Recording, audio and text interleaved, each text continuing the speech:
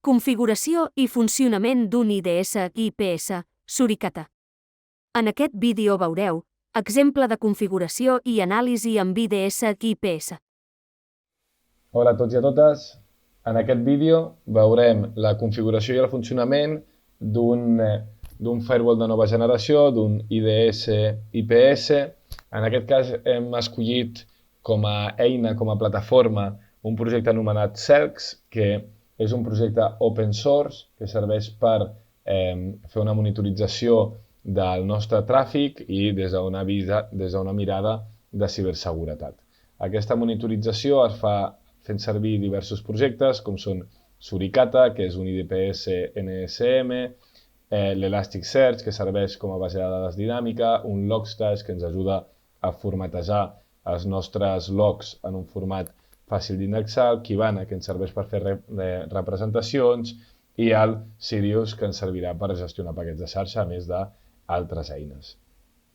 En aquest cas, jo no us estic ensenyant trànsit real, tot i que podria ser que nosaltres estiguéssim capturant tràfic ara mateix. En aquest cas estic fent servir una captura de tràfic del gener, perquè és una captura amb un tràfic que crec que és interessant ensenyar-vos. Com funciona en aquests sistemes? Quan nosaltres estem indexant les dades en temps real, nosaltres tenim configurades un seguit de regles. Aquestes regles venen en uns paquets, en uns rule set, i cada rule set té un conjunt de regles. Nosaltres podem anar mirant les regles, per exemple, alguna regla que sigui interessant, per exemple, de malware. Aquí tindrem definides regles de malware que al final estan definint són certs paràmetres que, si es detecten en paquets de tràfic, són indicatiu que hi pot haver algun tipus de compromís o algun tipus d'activitat sospitosa en la nostra infraestructura. Aquests, ja veieu, hi ha diversos, troianos, tenim agents de posting info i, per exemple, el que veuen és si s'està fent ús d'algun recurs concret que ja és conegut per la comunitat, si s'està fent servir algun domini sospitós que sabem que fan servir el malware, etc. Quan aquesta condició es compleix, en la nostra secció de hunting se'ns detecta una alerta. En aquest cas, per exemple, tenim alertes de signatura, de possible tràfic sospitós, d'abús, tenim aquí un possible moviment lateral, possible execució de fitxer de manera remota amb SMB, etc. En tenim algunes de severes, algunes que només són contextuals i algunes que ja són més sospitoses. Nosaltres què faríem? Aquest sistema ens detectaria aquest tipus de compromís i nosaltres aniríem a les nostres alertes.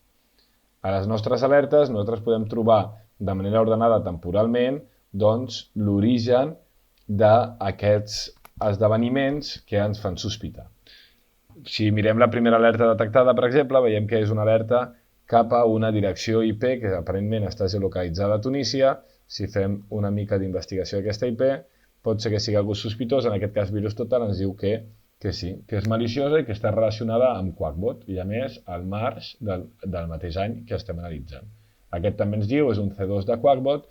Per tant, el que ja podríem arribar com a conclusió, Quackbot és una botnet que roba credencials dels equips, on s'executa i acostuma a venir per phishing o per USBs infectats o per fitxers que ens descarreguem com cracks o pel·lícules pirates que la gent es descarrega i que venen amb un regal.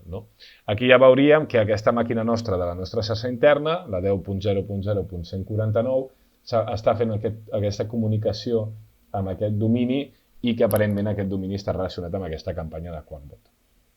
Aquí veiem bastanta comunicació que succeeix durant bastantes hores, bastants minuts, fins que arribem a les 6:24, on ens detecta una alerta de Malware Command and Control Activity Detected. Aquí ens està dient que aquesta màquina, que ja havíem vist anteriorment, ara s'està comunicant amb una IP diferent, que està geolocalitzada a Alemanya, i aquesta IP, el més segur, si fem un anàlisi d'aquesta, ens dirà que també està relacionada amb Quackbot i a més ens diu que podria estar relacionada amb Dark VNC, Quackbot with Dark VNC, que segurament serà un mòdul de Quackbot, i amb Cobalt Strike, que és una eina que fan servir els atacants i alguns pentesters per moure's per la xarxa i per comunicar-se.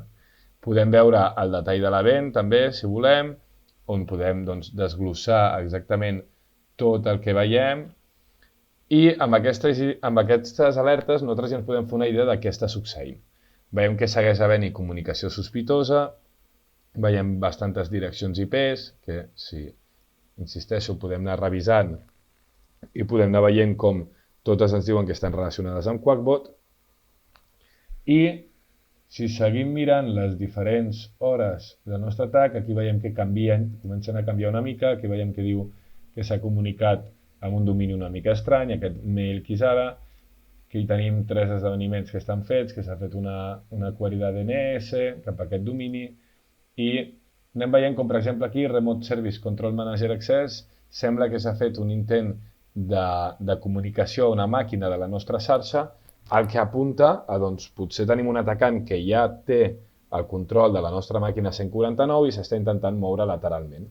La següent alerta també ja ens diu, escolta, aquí hi ha un possible moviment lateral cap a aquesta màquina 10.0.0.6, cap al port 445, això és tràfic SMB, com ens diu aquí el protocol, i a més sabem la màquina, sabem que s'està fent amb SMB i tenim el row del paquet.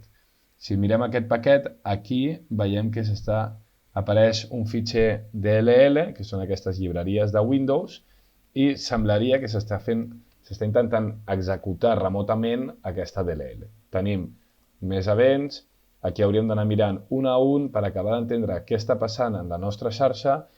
Almenys sabem que tenim aquesta màquina que tot apunta que està compromesa per les comunicacions i les posteriors accions. Tindríem aquesta que és potencial d'haver patit algun tipus d'incident. Aquest és el potencial que tenim quan estem monitoritzant els paquets d'una xarxa. Tenim molta més informació, si tinguéssim un EDR també ho haguéssim detectat, però per tenir una visió conjunta de la nostra infraestructura podem tenir tot aquest detall. Quina diferència hi ha amb un firewall? En un firewall segurament tota aquesta capacitat de detecció i de prevenció, com podria ser el bloquejar tots aquests paquets, no la tindríem, almenys amb tanta intel·ligència, i molts cops aquest baix nivell, per exemple, per veure aquesta DLL, no el tenim tampoc en un firewall, perquè no fa una inspecció tan a fons dels paquets. És per això que els firewalls de nova generació, que implementen aquest IDS i IPS, són sistemes que s'estan recomanant cada vegada més. Heu vist què trobem en una consola d'IDS i IPS? Les regles configurables. Anàlisi d'activitat amb alertes.